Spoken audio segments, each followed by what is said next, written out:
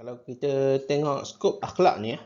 Okey, so akhlak ini kita ada saling kait lah. Itu kita akhlak dengan Allah, juga akhlak sesama manusia dan juga dengan alam. So semua itu saling berkait dalam kita menjaga akhlak kita inilah. Okey, so akhlak kepada Allah adalah penentu kepada akhlak yang lain. Kita perlu ada sifat taat, kita perlu ada sifat malu, takut dan takwa. Kan? Manakala sesama manusia pula, yang paling utama ialah akhlak kepada diri sendiri. Kan? Bagaimana kita menjaga akhlak dengan diri sendiri. Dan juga selepas itu kita akan tengoklah dengan keluarga dan ta'awun, maknanya tolong menolong sama masyarakat. Seterusnya akhlak terhadap alam, maknanya sebelum ini kita sudah bincang tentang manusia itu berperanan sebagai khalifah di muka bumi ini, kan? Dan apa peranannya? Peranannya untuk memelihara dan memelihara, kan? Jadi kalau kita tengok kategori akhlak itu, dia boleh, biasanya kita sebut dulu lah akhlak mahmudah dan mazmumah, kan? Mahmudah itu sesuatu yang baik, yang satu akhlak yang terpuji, satu akhlak yang fitrah, kan? Contohnya syukur, sabar, tolong menolong, ikhlas, kan? Lepas tu memelihara mulut, lidah, kan? Yang apa segala yang baik, kan? Manakala yang mazmumah itu sifat-sifat yang hina lagi tercela, kan? Contohnya pemarah, dengki, tamak, takbur, sombong, kan? Dan asas etika Islam ini dia ada saling kait antara akidah, akhlak dan syariah. Dia saling berhubungan antara ketiga-tiga dimensi ini. Seperti mana kita sudah maklum, akidah itu adalah satu kepercayaan atau keimanan, kan? Manakala syariah itu pula peraturan dan ketetapan hukum berdasarkan Al-Quran dan Sunnah. So akhlak itu adalah panduan tingkah laku yang mulia, menyebabkan hubungan akhlak yang kita cakap tadi antara manusia dan Allah, sesama manusia dan alam sekitar. So daripada semua ini ada ilmu. So ilmu untuk mengetahui sesuatu tindakan itu baik atau sebaliknya. Okay. Jadi kepentingan etika Islam ini dia berlandaskan tauhid. So selain itu dia berlandaskan epistemologi, iaitu teori ilmu yang betul, sama dan sah. Dia mensejajarkan antara sains dengan syariah dan merealisasikan sains demi keperluan ummah. Etika Islam juga mengaplikasikan sains dan mempraktiskan kebaikan dan menolak keburukan dalam amalan dan penggunaan sains dan okey. So, selaku seorang saintis dan teknokrat Muslim, kita perlulah yakin kepada Allah SWT, ikhlas dan punya niat yang baik. Kita perlu ada ihsan, sifat ihsan, iaitu berbuat baik dalam pekerjaan. Kita perlu ada itqan, iaitu ketekunan.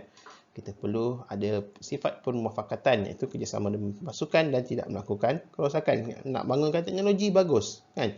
Tapi teknologi itu perlulah teknologi yang bermanfaat. Okey.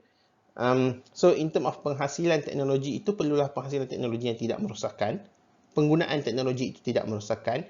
Lebih bagus kalau kita gunakan teknologi yang mesra alam. Contoh sekarang solar panel contohnya, kan. Penggunaan solar panel dapat mengurangkan kebergantungan kita kepada fossil fuel yang banyak mencemarkan bumi contohnya, kan. Okey, dan akhir sekali dia perlu mematuhi nilai kemanusiaan.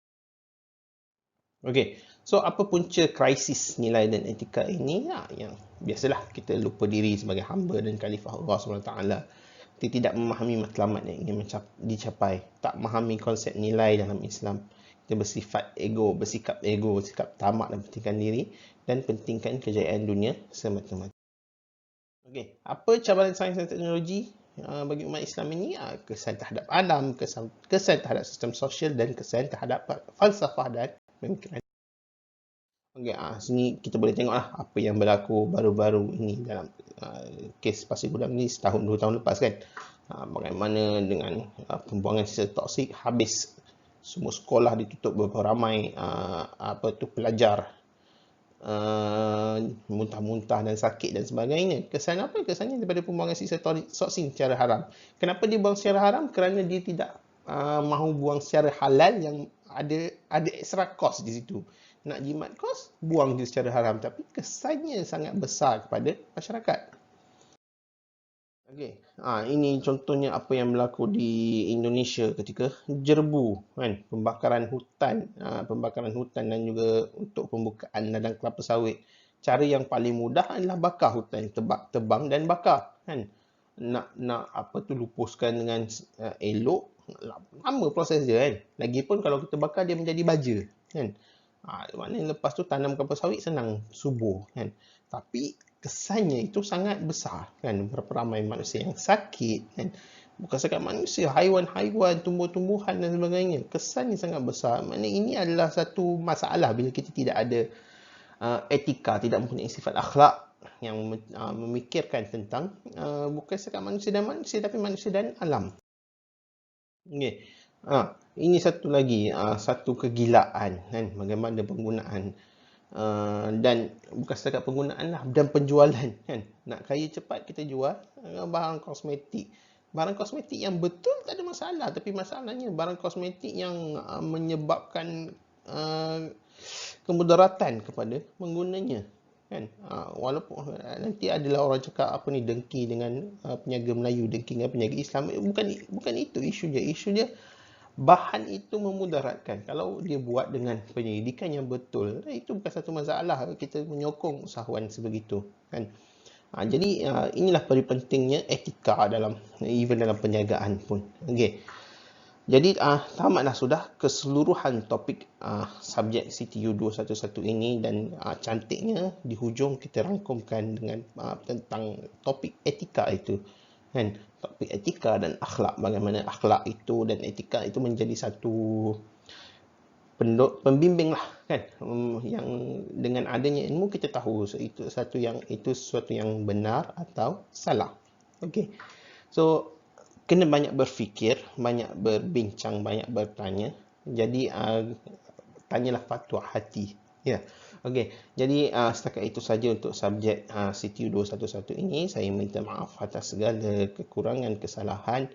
InsyaAllah ada kesempatan kita berjumpa dalam subjek lain mungkin. Terima kasih. Assalamualaikum warahmatullahi wabarakatuh.